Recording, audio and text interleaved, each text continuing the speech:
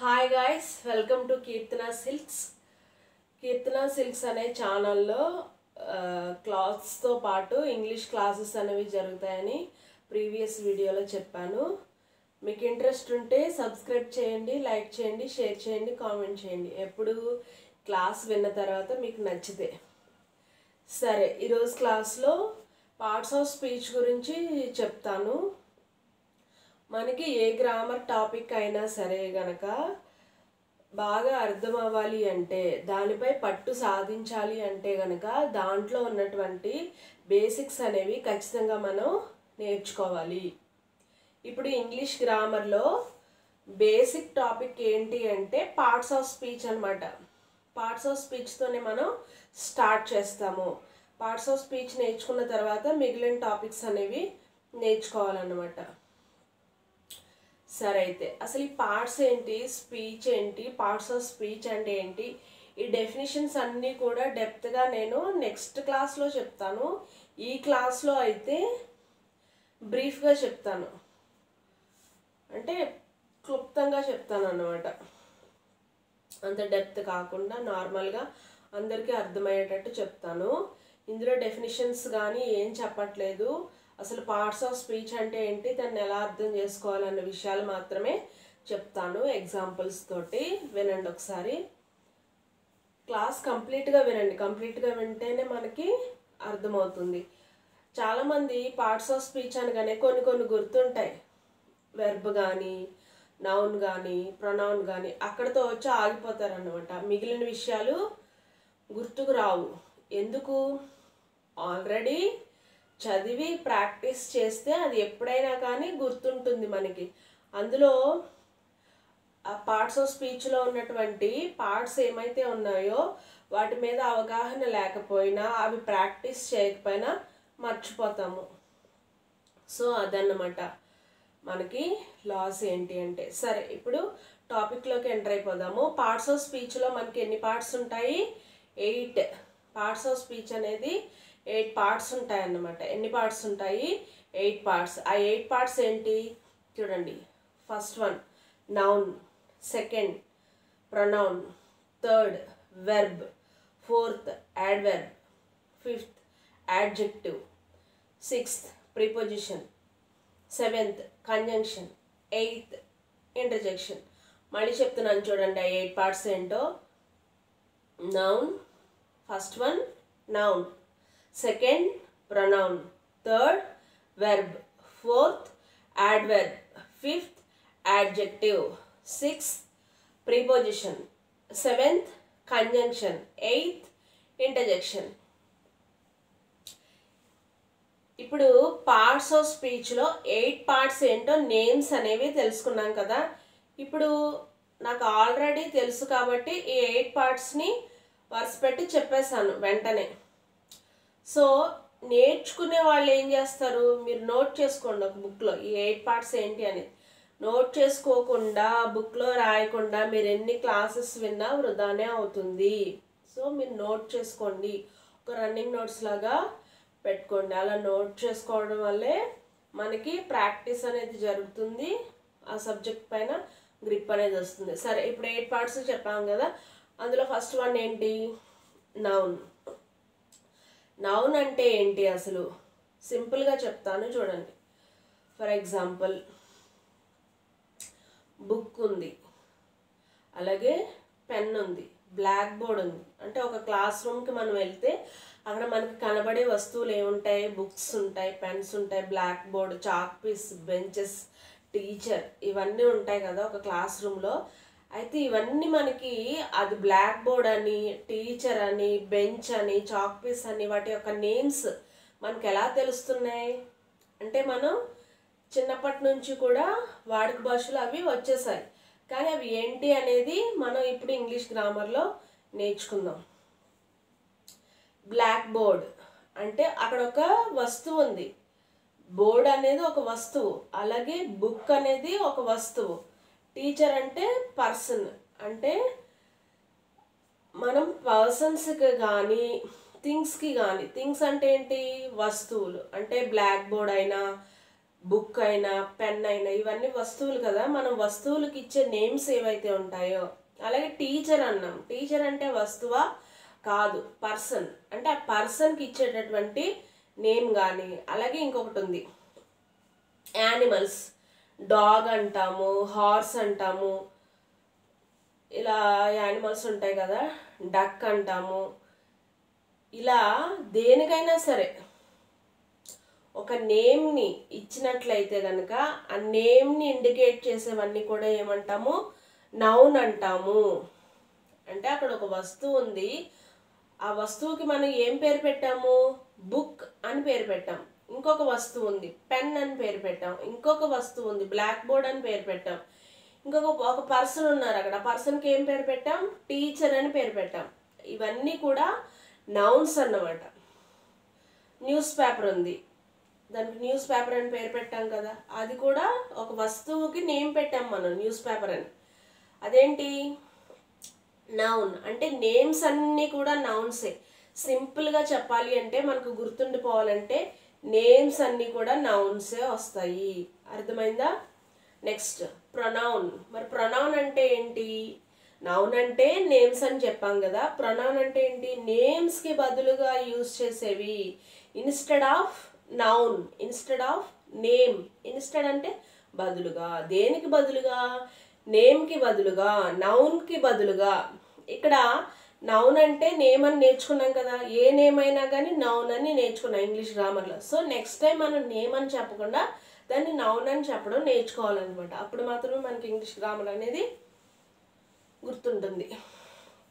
ఇప్పుడు నౌన్స్కి ఉండేటటువంటి ఏదైనా సరే, నేమ్స్ ఏవైనా సరే, నౌన్ ఏదైనా సరే, వాటి యొక్క నేమ్ చెప్పకుండా నేమ్కి బదులు మనం ఏదైతే చెప్తామో అది ప్రొనౌన్ అవుతుంది. ఇప్పుడు సింపుల్గా ఎగ్జాంపుల్తో చెప్తాను చూడండి. ఇట్. ఇట్ అంటే ఏంటి, ఇది. ఫర్ ఎగ్జాంపుల్ ఒక బుక్ నా చేతిలో ఉందనుకోండి, ఆ బుక్ గురించి చెప్తున్నాను. ఫస్ట్ ఏమంటాను, ఈ బుక్లో ఇంగ్లీష్ గ్రామర్ ఉంటుంది అని చెప్తాను. తర్వాత ఈ బుక్లో ఎన్ని పేజెస్ ఉంటాయి, ఈ బుక్లో ఎన్ని టాపిక్స్ ఉంటాయి, అలాగా దీంట్లో అని చెప్తాను తప్ప ప్రతిసారి ఆ పుస్తకం పేరు కానీ ప్రతిసారి పుస్తకం అని కానీ మనం అనాల్సిన పని లేదు. ప్రతిసారి బుక్ అని అనాల్సిన పని లేదు. ఇట్ అంటాం. ఇట్ అంటే ఇది. అంటే ఇది అంటే దేని గురించి, బుక్ గురించి. అలాగే పెన్ తీసుకుంటాం. పెన్ అని చెప్పేది ఫస్ట్ 1 or 2 times మాత్రమే పెన్ అని చెప్తాం. ఆ పెన్ గురించి ఒక పారాగ్రాఫ్ రాస్తున్నాం అనుకోండి, ప్రతిసారి పెన్ అని చెప్పాల్సిన పని లేదు. ఏమంటాం మరి, ఇట్. ఇట్ అంటే మీనింగ్ ఏంటి, ఇది. దట్ అంటే అది. సో మనం డైరెక్ట్గా బుక్ అని కానీ, పెన్ అని కానీ, బెంచ్ అని కానీ, టీచర్ అని కానీ అనట్లేదు. మరి ఏమంటున్నాము, దానికి బదులుగా. ఇప్పుడు ఫర్ ఎగ్జాంపుల్ పర్సన్ తీసుకున్నాము. పర్సన్ ఎవరు, టీచర్. టీచర్ని ఏమంటాము, దే. దే అంటే వారు. అంటే ఇక్కడ టీచర్ అని డైరెక్ట్గా అనకుండా మనం ఏమంటున్నాము, వారు అంటున్నాం. ఫస్ట్ చెప్పేటప్పుడు టీచర్ లెసన్ చెప్పారు, వారు ఆ లెసన్లో ఉన్న ఈ టాపిక్ చెప్పారు అని చెప్తున్నాం అనుకోండి, వారు అంటున్నాం కదా, ప్రతిసారి టీచర్ అనట్లేదు. అంటే టీచర్ అనే దానికి బదులు మనం ఏమని పిలుస్తున్నాము, దే అంటున్నాం, వారు అంటున్నాం. అంటే ఇక్కడ ప్రొనౌన్ అనేది దే అవుతుంది, ఇట్ అవుతుంది. అలాగే అక్కడ ఒక టీచర్, ఆ పర్సన్ ఎవరైతే ఉన్నారో వాళ్ళు షీ అనుకోండి, షీ అంటాం. హీ అయితే హీ అంటాం. అంటే ఆమె, అతను. అంటే డైరెక్ట్గా మనం టీచర్ అనట్లేదు. ఆ టీచర్ కనుక ఫీమేల్ అయితే షీ అంటున్నాము, మేల్ అయితే హీ అంటున్నాము. అలాగా మనం నేమ్కి బదులుగా హీ, షీ, ఇట్, దే ఇవన్నీ కూడా ప్రొనౌన్స్ అనమాట. మీకు ఇది మీకు అర్థం అవడానికి కొంచెం సింపుల్గా చెప్తున్నాను. నెక్స్ట్ మీకు నోట్స్తో బ్లాక్ బోర్డ్ మీద ఎక్స్ప్లెయిన్ చేసి నెక్స్ట్ వీడియోలో చెప్తాను. ఈ వీడియోలో అయితే మీరు సింపుల్గా నేర్చుకోండి. అసలు పార్ట్స్ ఆఫ్ స్పీచ్ అంటే ఏంటో తెలియకపోతే కనుక, అస్సలు నాలెడ్జ్ లేకపోతే ఈ వీడియో మీకు ఉపయోగపడుతుంది. ఇప్పుడు ఏం చెప్పాను, ప్రొనౌన్ చెప్పాను. అంటే నౌన్కి బదులుగా యూజ్ చేసేవన్నీ ప్రొనౌన్సే. ఇప్పుడు మనం డాగ్ ఉంది, ప్రతిసారి మనం డాగ్ అనము, మరి ఏమంటాం, ఇప్పుడు డాగ్ ఫుడ్ తీసుకుంటుంది అనుకోండి, డాగ్ ఫుడ్ తింటుంది. తర్వాత మళ్ళీ డాగ్ నడుస్తుంది, డాగ్ రన్ చేస్తుంది. ప్రతిసారి డాగ్ అనాల్సిన పని లేదు, అది నడుస్తుంది, అది తింటుంది, అది పరిగెడుతుంది, అది లేకపోతే ఇది అని చెప్పే సందర్భంలో మనం ఇట్ కానీ దట్ కానీ ఉపయోగిస్తాం కదా. దట్ అనే వర్డ్ మిగతా గ్రామర్ టాపిక్స్లో యూస్ చేస్తాం. పార్ట్స్ ఆఫ్ స్పీచ్ వరకు ఇట్ అని గుర్తుపెట్టుకోండి. దీనికి మళ్ళీ క్లియర్గా నేను వేరే చెప్తాను. ప్రజెంట్ అయితే ఇలా సింపుల్గా నేర్చుకోండి. ఇట్ అంటాం కదా, ఇక్కడ ఇట్ అనేది ఏంటి? ప్రొనౌన్. ఇక్కడ డాగ్ అని అనట్లేదు, ప్రొనౌన్లో ఇట్ అంటున్నాను. డాగ్ అంటే ఏంటి? అక్కడ ఒక యానిమల్ ఉంది, యానిమల్కి నేమ్ పెట్టాం డాగ్ అని, అది మళ్ళీ ఎందులోకి వస్తుంది? నౌన్లోకి వస్తుంది. మనం ఇట్ అన్నాం అనుకోండి, అప్పుడు ఏమంటాము? ప్రొనౌన్ అంటాం. ఆ డాగ్ని షీ అని కానీ హీ అని కానీ అంటామా? అనం కదా, ఇట్ అనే అంటాం. అది ఇది అనే అంటాం తప్ప ఆమె అతడు అని అనం కదా. సో డాగ్స్కి హీ షీ ఇట్ దే అనే ప్రొనౌన్స్లో హీ కానీ షీ కానీ రాదు, ఇట్ అంటాం. అలాగే బెంచ్ని కూడా ఇట్టే అంటాం, బ్లాక్ బోర్డ్ని కూడా ఇట్ అంటాం, బుక్ని కూడా ఇట్ అంటాం, పెన్ని కూడా ఇట్ అంటాం. మరి హీ షీ దే ఇవి ఉన్నాయనుకోండి, ఆ పర్సన్స్ అన్నమాట. ఫీమేల్ అయితే షీ అంటాము, మేల్ అయితే హీ అంటాము, గ్రూప్ ఆఫ్ పీపుల్ ఉంటే దే అంటాము. అలాగే యూ అని ఉంటుంది, YOU. యూలో సింగులర్ ఉంటుంది, ప్లూరల్ ఉంటుంది. అంటే సింగులర్ అయినా యూనే వస్తుంది, ప్లూరల్ అయినా యూనే వస్తుంది. ఆ యూ అనే పదం ఏమంటాం మనం? ప్రొనౌన్. అర్థమవుతుందో చెప్పేది? చెప్పేటప్పుడు అర్థం కాకపోతే 1 or 2 times చూడండి, మీకు అర్థమైంది నోట్స్లో ఎంటర్ చేసుకోండి, దాన్ని ఒకసారి చదవండి. ఇప్పుడు నౌన్ అంటే ఏంటో చెప్పాను, ప్రొనౌన్ అంటే ఏంటో చెప్పాను. నౌన్ అంటే ఏంటి? మనం చాలా సింపుల్గా నేర్చుకుందాం. నౌన్ అంటే ఏ నేమ్ అయినా కానీ నౌనే అవుతుంది. అంటే టీచర్ అనేది ఒక నేమ్, బ్లాక్ బోర్డ్ అనేది నేమ్. ఈ నేమ్స్కి బదులుగా ఏం యూస్ చేస్తున్నాం? టీచర్కి బదులుగా దే అంటున్నాం, లేదా షీ అంటున్నాం, హీ అంటున్నాం, అది ప్రొనౌన్ అవుతుంది. బ్లాక్ బోర్డ్ అంటే నేమ్, దాని నేమ్కి బదులుగా మనం ఏం యూస్ చేస్తున్నాం? ఇట్ అంటున్నాం. సో ఇట్ అనేది ఏంటి? ప్రొనౌన్ అవుతుంది. మీకు ఇలా చెప్పేటప్పుడు కొంచెం కన్ఫ్యూజన్గా అర్థమై ఉండొచ్చు, కానీ మన ఎగ్జాంపుల్స్ చేసేటప్పుడు చాలా క్లియర్గా అర్థమవుతుంది. ఎగ్జాంపుల్ చేయడానికి మనకి ఏం కావాలి? బేసిక్ కావాలి. బేసిక్ ఏంటి? అసలు నౌన్ అంటే ఏంటి, ప్రొనౌన్ అంటే ఏంటి అనే విషయాలు మనకు తెలిస్తేనే మనం ఎగ్జాంపుల్స్ని చేయగలము. వినేటప్పుడు మీకు అర్థం కానట్టుగా ఉంటుంది.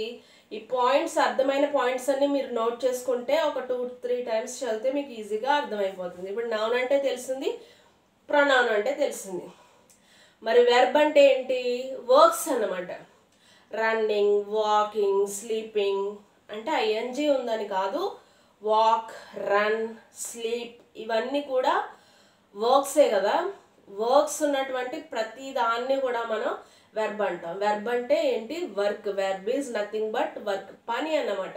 పనిని తెలియజేసేటటువంటి వర్డ్స్ ఏమైతే ఉంటాయో ఆ వర్డ్స్ అన్నీ కూడా మనం వెర్బ్ అంటాం.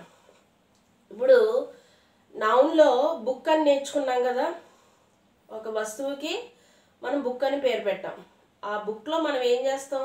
చదువుతాం, అలాగే రాస్తాం. రాయడాన్ని ఒక పని, చదవడాన్ని ఒక పని అంటాం. సో ఆ పనులన్నీ కూడా వెర్బ్సే. Writing verb, reading verb, read verb, write verb, ఇవన్నీ కూడా వెర్బ్స్ అనమాట. ఇలా సింపుల్గానే చెప్తున్నాను, ఎక్కువ చెప్తే మీరు కన్ఫ్యూజ్ అవుతారు కాబట్టి నెక్స్ట్ దానికి వెళ్ళిపోతున్నాను. చూడండి, యాడ్జెక్టివ్, యాడ్వర్బ్, ఇంకా మిగిలిన ఉన్నాయి కదా. ఒకసారి యాడ్జెక్టివ్, యాడ్వర్బ్ చూడండి ఒకసారి. యాడ్వర్బ్ అంటే, వెర్బ్ అంటే ఏంటి? వర్క్. యాడ్వర్బ్ అంటే ఆ వర్క్ ఎలా జరుగుతుంది, వర్క్ని డిస్క్రైబ్ చేస్తుంది అనమాట యాడ్వర్బ్. యాడ్వర్బ్ అంటే ఏంటి? వర్క్ని డెస్క్రైబ్ చేస్తుంది. డెస్క్రైబ్ అంటే ఏంటి? దాని గురించి చెప్తుంది మనకి. దేని గురించి? యాడ్వర్బ్ అంటే ఏంటి? వెర్బ్ గురించి. ఇప్పుడు రన్ అంటే పరుగు పెట్టడం, వాక్ అంటే నడవడం. ఈ రన్ అనేది ఎలా జరుగుతుంది, వాక్ అనేది ఎలా జరుగుతుంది? రన్ ఫాస్ట్ అన్నాం అనుకోండి, అంటే వేగంగా పరుగు పెట్టాడు, రన్ ఫాస్ట్. ఇక్కడ ఫాస్ట్ అనే వర్డ్ ఏం తెలియజేస్తుంది మనకి? యాడ్వర్బ్. ఆ వెర్బ్ ఎలా జరిగింది అంటే వెర్బ్ గురించి చెప్పేదే మనకి యాడ్వర్బ్. వాక్ స్లోలీ, స్లోగా నడు. Walk slow, go slow. ఎక్కడైనా మనకు స్పీడ్ బ్రేకర్స్ వచ్చినాయి అనుకోండి, అప్పుడు మనం ఏం చేస్తాం, గో స్లో. గో అంటే వెళ్ళడం, స్లో అంటే నెమ్మదిగా, నెమ్మదిగా వెళ్ళు. గో అంటే వెళ్ళు, అదొక వెర్బ్, పని కాబట్టి. ఎలా వెళ్ళమని చెప్తున్నాము, గో స్లో అంటే ఇక్కడ స్లో అనే వర్డ్ ఏంటి, యాడ్ వెర్బ్. వెర్బ్ అనేది ఏదైతే ఉందో దాని గురించి కనుక మనం డెస్క్రైబ్ చేస్తే, దాని గురించి మాట్లాడితే, ఆ వెర్బ్ అనేది ఎలా జరుగుతుంది చెప్తే దాన్ని ఏమంటాము, యాడ్ వెర్బ్ అంటాం. ఇప్పుడు యాడ్జెక్టివ్, నెక్స్ట్ ఏంటి, యాడ్జెక్టివ్. యాడ్జెక్టివ్ అంటే ఏంటి, నౌన్ గురించి చెప్తుంది. వెర్బ్, యాడ్ వెర్బ్ అంటే వెర్బ్ గురించి, యాడ్జెక్టివ్ అంటే నౌన్ గురించి, అంటే నౌన్ యొక్క క్వాలిటీస్ చెప్తుంది. బుక్ని తీసుకుందాం. ఆ బుక్ ఎలా ఉందంట, ఆ బుక్లో పేజెస్ వైట్ పేజెస్ అంట. అవన్నీ కూడా అంటే కొన్ని రఫ్ బుక్స్ ఉంటాయి కదా మనకి, కొన్ని ఫేడెడ్ కలర్స్ ఉంటాయి. ఇది వైట్ బుక్ అని చెప్తున్నాం, లేదా చెక్ రూల్ బుక్ అని చెప్తున్నాం. అంటే ఆ బుక్ గురించి చెప్తున్నాం. బుక్ అంటే నౌన్ గురించి డిస్క్రైబ్ చేస్తున్నాం. ఏమని, క్వాలిటీ, ఆ కలర్ గురించి. ఆ పేపర్స్ యొక్క కలర్ ఎలా ఉందంటే వైట్గా ఉంది, లేదా ఆ పేపర్స్ ఎలా ఉన్నాయంటే చెక్ రూల్స్ ఉన్నాయంట అందులో. అలా ఒక నౌన్ గురించి మనం చెప్తే, లేదంటే ఫ్లవర్ తీసుకోండి, ఫ్లవర్ గురించి ఏం చెప్తాం, బ్యూటిఫుల్ అంటాం. ఆ ఫ్లవర్ అందంగా ఉంది, బాగుంది, ఆ ఫ్లవర్ బ్యూటిఫుల్ అంటాం. బ్యూటిఫుల్ అనే వర్డ్ ఎందులో ఉంది, యాడ్జెక్టివ్. అంటే ఆ ఫ్లవర్ యొక్క క్వాలిటీ, ఆ ఫ్లవర్ యొక్క గుణగణాలు మనం చెప్తున్నాం. ఫ్లవర్ ఎలా ఉందంట, చాలా బాగుంది అనే విషయాన్ని చెప్పినప్పుడు బ్యూటిఫుల్ అంటాం. అలాగే స్మెల్ బాగా వస్తుంది అనుకోండి, అలా ఫ్లవర్కి ఏ గుణాలు ఉంటాయి, ఫ్లవర్ చూసిన వెంటనే మనకి ఏదైనా ఒక ఫ్లవర్ నచ్చింది అనుకుందాం, ఆ ఫ్లవర్ చాలా బాగుంది, స్మెల్ బాగుంది, చూడడానికి కలర్ బాగుంది అంటే ఆ ఫ్లవర్ గురించి ఎక్స్ప్లెయిన్ చేస్తున్నాం అక్కడ మనం. ఫ్లవర్ అంటే నౌన్, వెర్బ్ కాదు, అదొక పని కాదు. ఫ్లవర్ అనేది నౌన్. అంటే నౌన్ గురించి మనం ఏదైతే క్వాలిటీస్ చెప్తున్నామో అదంతా కూడా యాడ్జెక్టివ్ అవుతుంది. స్మెల్ గురించి చెప్పినా, అది బ్యూటిఫుల్ అని చెప్పినా, ఏం చెప్పినా కానీ అది యాడ్జెక్టివ్ అవుతుంది. బుక్లో ఏం చెప్పాము, పేపర్స్ ఉంటాయి, ఆ పేపర్స్ గురించి చెప్తున్నాం, కలర్ గురించి. వైట్ పేపర్స్ అని. కొన్ని రఫ్ బుక్స్ ఉంటాయి, రఫ్ బుక్స్ ఎక్కువగా వైట్ కలర్లో ఉండవు, కొంచెం ఫేడెడ్ కలర్లో ఉంటాయి కదా. సో అలా అన్నమాట. యాడ్జెక్టివ్ అంటే అర్థమైందా. అలాగే మిల్క్ తీసుకుంటే దాని గుణాలు ఏముంటాయి, మిల్క్ ఇష్టంగా తాగుతున్నాం అనుకోండి, మనం ఏమంటాం, మిల్క్ చాలా బాగుంది అంటాం. అలాగే మిల్క్ వైట్ కలర్లో ఉంది అంటాం. మిల్క్ యొక్క కలర్ని చెప్తున్నాం మనం, మిల్క్ వైట్ కలర్లో ఉంటుంది అని. టీ వైట్ కలర్లో ఉంటుందా, ఉండదు కదా. అలా కలర్ చెప్తున్నాం. ఒక మిల్క్ అంటే నౌన్, ఒక పదార్థం ఉంది, దాని యొక్క గుణాలు చెప్తున్నాము, అప్పుడు దాన్ని ఏమంటాం మనం, యాడ్జెక్టివ్. వైట్ అనేది ఏంటి, కలర్ దేనికి ఉంటుంది, కలర్ అనేది మిల్క్ వైట్ అనేది, మిల్క్ అంటే నౌన్ గురించి ఏం చెప్తున్నాం, మిల్క్ తెలుపు రంగులో ఉన్నాయి అని. ఇక్కడ మళ్ళీ మీరు వేరే అనాలిసిస్ చేసుకోకండి. మిల్క్ ఎప్పుడు తెల్లగానే ఉంటాయి కదా, నల్లగా ఉంటాయా, ఈ అనాలిసిస్ వద్దు. మనం ఎగ్జాంపుల్ చెప్పాము సింపుల్గా. మిల్క్ అనేది వైట్ కలర్లో ఉంటుంది. వైట్ అనేది ఏంటి, మిల్క్ అంటే నౌన్ కాబట్టి నౌన్ని తెలియజేసేటటువంటి, దాని గుణం తెలియజేసేటటువంటి ఏదైనా యాడ్జెక్టివ్ అవుతుంది. ఇలా సింపుల్గా గుర్తుపెట్టుకోండి. నెక్స్ట్ ఏంటి, నౌన్ అయింది, ప్రొనౌన్ అయింది, వెర్బ్ అయింది, యాడ్ వెర్బ్ అయింది, యాడ్జెక్టివ్ అయింది. ఇక్కడ మనకి 5 టాపిక్స్ ఉన్నాయి. ఈ 5 టాపిక్స్ కంప్లీట్ అయిపోయినాయి. ఇంకా 3 టాపిక్స్. ఈ 5 టాపిక్స్ కూడా చాలా అంటే చాలా సింపుల్గా ఎక్స్ప్లెయిన్ చేశాను, చూసుకోండి. రిమైనింగ్ 3 టాపిక్స్ ఏంటి, ప్రీపోజిషన్, కంజంక్షన్, ఇంటర్జెక్షన్. ప్రీపోజిషన్ అంటే ఏంటి, ప్రీ అంటే ముందుగా, అంటే దేనికి ముందుగా, చూడండి, ఒక నౌన్కి కానీ ప్రొనౌన్కి కానీ ముందుగా ఏవైనా కొన్ని వర్డ్స్ వచ్చి ఆ వర్డ్స్కి, ఆ సెంటెన్స్లో ఉన్న రిమైనింగ్ వర్డ్స్కి సంబంధం అనేది ఉండాలి. అంటే ఆ వర్డ్ ఉంటేనే ఆ సెంటెన్స్ కంప్లీట్ అవుతుంది అన్నమాట. అలా ఇది ప్రీపోజిషన్. ఇక్కడ కూడా డెఫినేషన్ అనేది నేను ఏం చెప్పట్లేదు, సింపుల్గా అర్థమయ్యేటట్టు చెప్తున్నాను. ఈ preposition on, in, into, of, for, ఇలా చాలా ఉంటాయి ప్రీపోజిషన్స్. ఒక్క ఎగ్జాంపుల్ చెప్తాను. A book on the table. A book on the table. On అనేది ప్రీపోజిషన్ ఇక్కడ. On the table. టేబుల్ అనేది ఏంటి? ది టేబుల్ అనేది నౌన్. నౌన్కి ముందే కదా వచ్చింది. ఆన్ అనేది preposition. Preposition. On the table. టేబుల్కి ముందుగా ఆన్ అనే వర్డ్ వచ్చింది. ఒకవేళ ఆన్ అనే వర్డ్ తీస్తామనుకోండి, ఈ సెంటెన్స్ ఎలా చదవచ్చు? ఏ బుక్ ది టేబుల్. దానికి మీనింగ్ ఉందా? ఏ బుక్ ద టేబుల్ అంటే ఏంటి? బుక్ అంటే ఇక్కడ పుస్తకం. మళ్ళీ వేరే వెకాబులరీలోకి వెళ్ళిపోకండి. బుక్ అంటే ఇక్కడ పుస్తకం. A book on the table. On అనేది ప్రిపోజిషన్. ఈ ప్రిపోజిషన్ ఏం చేస్తుంది? నౌన్కి ముందు వచ్చింది. అలాగే ఈ నౌన్కి ఈ సెంటెన్స్లో ఉన్న మిగిలిన వర్డ్స్కి రిలేషన్ అనేది ఇస్తుంది. ఆ వర్డ్ ఉంటేనే సెంటెన్స్కి మీనింగ్ అనేది ఉందన్నమాట.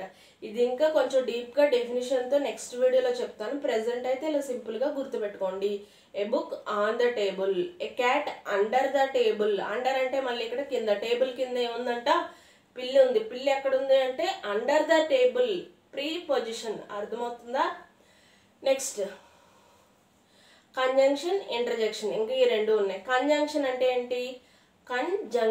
కంజంక్షన్ అంటే టూ వర్డ్స్ని కానీ టూ సెంటెన్సెస్ని కానీ కలిపేటటువంటి వర్డ్స్ ఏమైతే ఉంటాయో ఆ వర్డ్స్ని మనం కంజంక్షన్స్ అంటాం. బట్, ఆర్, ఇలా. నెక్స్ట్ ఈ బట్, ఆర్ అని చెప్పాను కదా, ఇవి కంజంక్షన్స్ అని గుర్తుపెట్టుకోండి. ఇలా చెప్పేటప్పుడు ఇదే కంజంక్షన్ అని ఎలా గుర్తుపెట్టుకోవాలి? కంజంక్షన్ కాకుండా నౌన్లోది ఏమైనా వచ్చి కన్ఫ్యూజ్ చేస్తుందేమో, ఇలా రకరకాల డౌట్స్ వద్దు. ఈ డౌట్స్ అన్నీ తీసి పక్కన పెట్టి ఏదైతే చెప్పామో దాన్ని మాత్రమే పాయింట్స్ రూపంలో మీరు రన్నింగ్ నోట్స్ రాసుకుంటారో, మీకు నచ్చే నోట్స్ రాసుకుంటారో, ఏదో ఒకటి రాసుకోండి.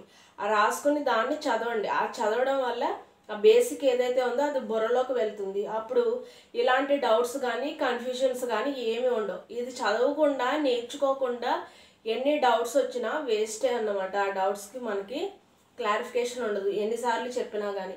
అయితే క్లారిఫికేషన్ రావాలి, కన్ఫ్యూజన్ లేకుండా ఉండాలి అంటే చెప్పింది ప్రతిదీ కూడా నోట్ చేసుకోండి. ఇప్పుడు ఏం చెప్పాము?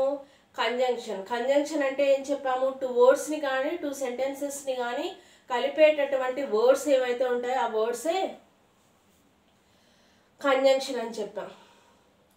ప్రీపోజిషన్లో కూడా కలిపేటటువంటి వర్డ్సే, కానీ అక్కడ టూ సెంటెన్సెస్ని కానీ టూ వర్డ్స్ని కానీ కలిపే వర్డ్స్ కాదవి. అక్కడ ఏం చెప్పాను? ప్రీపోజిషన్. నౌన్కి ముందు కానీ ప్రొనౌన్కి ముందు కానీ అక్కడ వర్డ్స్ అనేవి వస్తాయని చెప్పాము. ఇక్కడ ఏం చెప్తున్నాము? టూ సెంటెన్సెస్ని కానీ టూ వర్డ్స్ని కానీ కలిపే వర్డ్స్. అంటే ఆ వర్డ్ ఉంటేనే ఈ టూ సెంటెన్స్కి కానీ టూ వర్డ్స్కి కానీ మీనింగ్ వస్తుంది అనమాట. బట్, ఆర్, ఈ టూ వర్డ్స్ చెప్తున్నాను ప్రస్తుతానికి. ఇంకా ఎక్కువ చెప్తే కన్ఫ్యూజన్ అనేది క్రియేట్ అవుతుంది. నెక్స్ట్ వీడియోలో అయితే అన్నీ చెప్తాను. నెక్స్ట్ ఇంటర్జెక్షన్ అంటే ఏంటి? ఎక్స్క్లమేటరీస్ అంటే ఆశ్చర్యాన్ని చెప్పేటటువంటి వర్డ్స్ అన్నమాట. ఓహ్, ఓహెచ్, ఓహ్, WOW, వావ్, ఇలా. అంటే మనం ఎవరికైనా ఒక పనిని చెప్పాము, ఆ పని అలా చేస్తారని మనం ఎక్స్పెక్ట్ చేయలేదు.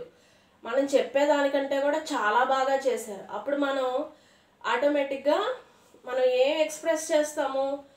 ఆశ్చర్యపడతాం కదా. మనం చెప్పిన పని కంటే కూడా వీళ్ళు చాలా బాగా చేశారు, ఓ వావ్ అంటాం కదా. వావ్ అంటాం. అంటే ఒక్కొక్కరు ఒక వర్డ్ని యూజ్ చేయొచ్చు. ఆ వర్డ్ అనేది ఆ సందర్భంలో ఉపయోగించేటటువంటి వర్డ్ అయితే సరిపోతుంది. వావ్ అన్నాం అనుకోండి, వావ్ అని ఎప్పుడు అంటాం అంటే మనం ఊహించలేదు వాళ్ళు అలా చేస్తారని. అప్పుడు మనకు అది ఆశ్చర్యాన్ని కలిగించింది, అప్పుడు వెంటనే వావ్ అంటాం. లేకపోతే ఇలా ఇంకా ఎక్కువ వర్డ్స్ చెప్పాలనుకోవట్లేదు నేను. సో ఇంటర్జెక్షన్ అంటే ఏంటి? ఆశ్చర్యాన్ని కలిగించేటటువంటి వర్డ్స్ అన్నమాట. సో ఇప్పుడు పార్ట్స్ ఆఫ్ స్పీచ్లో నౌన్ నుంచి ఇంటర్జెక్షన్ వరకు 8 పార్ట్స్ ఉన్నాయి. 8 పార్ట్స్ మీకు అర్థమయ్యాయి అనుకుంటున్నాను. ఇంకా క్లియర్గా ఇంకా ఎక్కువ ఎగ్జాంపుల్స్తో. ఇందులో అసలు ఎగ్జాంపుల్స్ ఏమీ చెప్పలేదు నేను. ఎగ్జాంపుల్స్ అంటే బిట్స్ ఏం చెప్పలేదు. ప్రీవియస్ క్వశ్చన్ పేపర్స్లో ఉన్న బిట్స్ కానీ లేకపోతే ప్రాక్టీస్లో ఉన్న బిట్స్ కానీ మీకు నెక్స్ట్ క్లాస్లో చెప్తాను. అంతవరకు ఈ బ్రీఫ్గా చెప్పినటువంటి పాయింట్స్ని మీరు గుర్తుపెట్టుకోండి. మీకు ఇది నచ్చితే, కంటెంట్ నచ్చితే సబ్స్క్రైబ్ చేయండి, షేర్ చేయండి, కామెంట్ చేయండి, లైక్ చేయండి. Thanks for watching.